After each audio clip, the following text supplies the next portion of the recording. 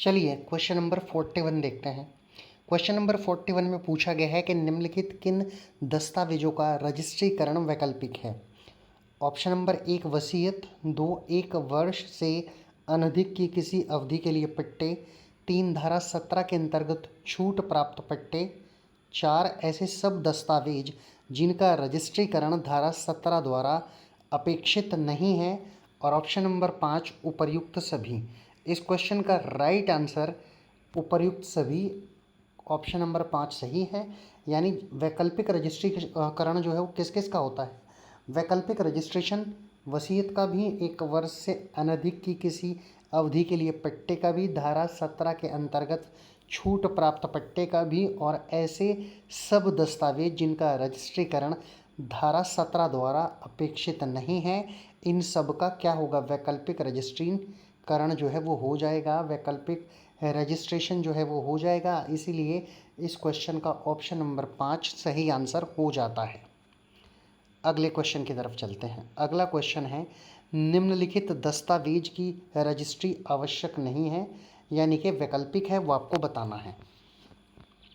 Option number 1 दान या इच्छा पत्रों की लिखतों से भिन्न वे लिखतें जिनका प्रवर्तन ऐसा है कि वे स्थावर संपत्ति से संबंध 100 रुपये से कम मूल्य का अधिकार घोषित या समनुदेशित करती हों। ऑप्शन नंबर 2 न्यायालय के किसी आज्ञप्ति या आदेश का या किसी पंचांग के हस्तांतरण करने वाली लिखतें जिनका प्रवर्तन ऐसा है कि वह स्थावर संपत्ति से संबंध 100 रुपये से कम मूल्य का कोई अधिकार घोषित करती हैं। ऑप्शन नंबर 3 इच्छा पत्रों से भिन्न ऐसी लिखतें जिनसे प्रकटन अभिप्रेत है या जिनका प्रवर्तन ऐसा है कि वे जंगम संपत्ति से संबंध या में कोई अधिकार या हक स्पष्ट या घोषित करती हैं। और ऑप्शन नंबर 4 उपर्युक्त सभी। तो इस क्वेश्चन का राइट आंसर ऑप्शन नंबर 4 ही है। यानी कि जिन 3 ऑप्शन की हमने बात की हैं वे सभी राइट हैं। किस चीज़ के लिए वे राइट हैं वो भी देख लेते हैं। इनका रजिस्ट्रेशन कराना, इनका रजिस्ट्री करना आवश्यक नहीं है, वैकल्पिक है। ये आप याद रखेंगे। ऑप्शन नंबर 1 की भी वैकल्पिक है, 2 की भी वैकल्पिक है और 3 की भी वैकल्पिक है। ये आप याद रखेंगे। अगले सवाल की तरफ बढ़ चलते हैं। अगला सवाल पूछा गया है कि दस्तावेजों को रजिस्ट्रेशन के लिए निष्पादन की तारीख से 4 महीने के भीतर प्रस्तुत की जाएगी। किसके समक्ष, ये आपको बताना है। उप रजिस्ट्रार के समक्ष, रजिस्ट्रार के समक्ष, समुचित प्राधिकारी के समक्ष या उपर्युक्त सभी के समक्ष। इसका सही आंसर है जो समुचित प्राधिकारी होगा उसके समक्ष तारीख से 4 महीने के भीतर प्रस्तुत किया जाएगा। रजिस्ट्रेशन के लिए जो निष्पादन की तारीख है वो ये है, किसी भी दस्तावेज का अगर आप रजिस्ट्रेशन कराना चाह रहे हैं तो। आगे चलते हैं अगले सवाल की तरफ। आज्ञप्ति या आदेश की प्रति रजिस्ट्रेशन के लिए समुचित प्राधिकारी के समक्ष पेश किया जाना चाहिए।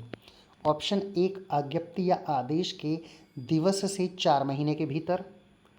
ऑप्शन नंबर 2 जहां आज्ञप्ति या आदेश अपीलीय है वहां अपने अंतिम होने की तारीख से 4 महीने के भीतर। तीसरा ऑप्शन है 1 एवं 2 दोनों, और चौथा है केवल 1। तो राइट आंसर है ऑप्शन नंबर 3, 1 व 2 दोनों ऑप्शन सही हैं।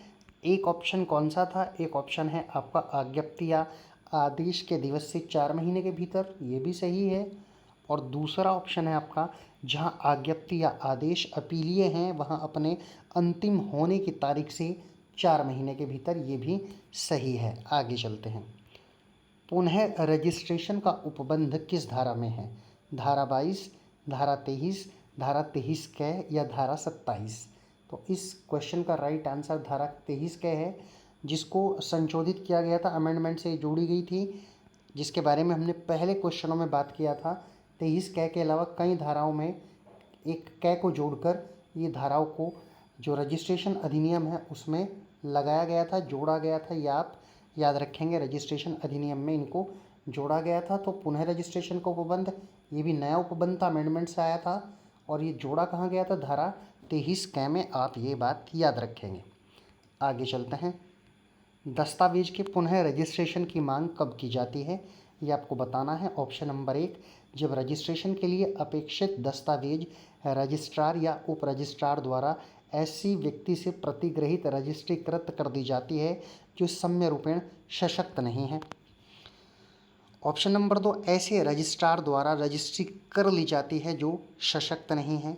तो इसका राइट आंसर ऑप्शन नंबर 1 होगा, जब रजिस्ट्रेशन किसी ऐसे व्यक्ति से करा लिया जाता है जो उसके लिए प्रतिग्रहित रजिस्ट्रेशन करने के लिए सम्य रूपेण सशक्त नहीं है, तो फिर क्या करना पड़ेगा, दोबारा से रजिस्ट्रेशन कराना पड़ेगा। इसको ही पुनः रजिस्ट्रेशन कहा गया है और ये इस एक्ट की धारा 23 क में वर्णित है।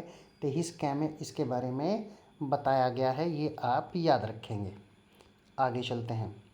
यदि दस्तावेजों में खाली स्थान यानी ब्लैंक है तो रजिस्ट्रार ऐसे दस्तावेज को प्रतिग्रहित करने से इनकार कर सकता है, अपने आद्य अक्षरों या हस्ताक्षरों से अभिप्रमाणित करेगा, इस बाबत टिप्पणी रजिस्टर में दर्ज करेगा, उपर्युक्त सभी। तो क्या करेगा खाली स्थान पर, उपर्युक्त सभी, यही इसका राइट आंसर होगा।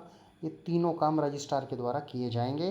पहले वह ऐसे दस्तावेज को प्रतिग्रहित करने से इनकार भी कर सकता है, अपने आद्याक्षर या हस्ताक्षरों से अभिप्रमाणित करेगा इस चीज़ को, और इस बाबत टिप्पणी अपने रजिस्टर में भी दर्ज करेगा। तो ऑप्शन नंबर 4 इस क्वेश्चन का आंसर सही है, उपर्युक्त सभी। आगे चलते हैं।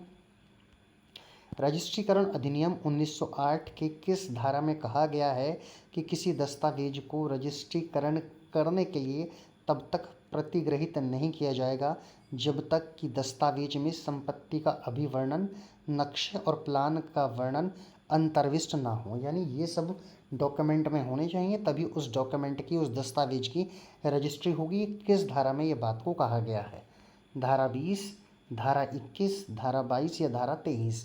तो ये बात कही गई है धारा 21 में। ऑप्शन नंबर 2 सही है, धारा 21 में ये बात कही गई है, ये ऑप्शन नंबर 2 राइट आंसर हो जाएगा। आगे चलते हैं।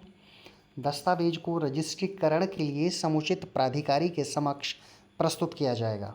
निष्पादन की तारीख से 4 महीने के अंदर, निष्पादन की तारीख से 6 महीने के अंदर, निष्पादन की तारीख से 2 महीने के अंदर, या निष्पादन की तारीख से 3 महीने के अंदर। ऑप्शन नंबर 1 इसका राइट आंसर है, 4 महीने। पहले भी एक क्वेश्चन में ऐसा ऑप्शन आया था जिसमें 4 महीने के निष्पादन की तारीख से बात की गई थी, तो इसीलिए इस क्वेश्चन का राइट आंसर ऑप्शन नंबर 1 होगा। दस्तावेज को रजिस्ट्रेशन के लिए समुचित प्राधिकारी के समक्ष निष्पादन की तारीख से 4 महीने के अंदर प्रस्तुत करना होगा। चलिए अगले सवाल की ओर बढ़ चलते हैं। अगला सवाल, दस्तावेजों को रजिस्ट्रीकरण करने के लिए निष्पादन की तारीख से 4 महीने के भीतर समुचित प्राधिकारी के समक्ष प्रस्तुत किया जाना चाहिए, तभी दस्तावेज प्रतिग्रहित किया जाएगा। ये उपबंध है। यही सवाल पीछे वाला है, यही सवाल ये है, लगभग सेम मिलते हुए सवाल हैं। धारा 22 के अंतर्गत, धारा 23 के अंतर्गत, धारा 24 के अंतर्गत या फिर धारा 25 के अंतर्गत। राइट आंसर ऑप्शन नंबर 2 धारा 23 के अंतर्गत, ये इसका राइट आंसर है। ऑप्शन नंबर 2 सही आंसर हो जाएगा।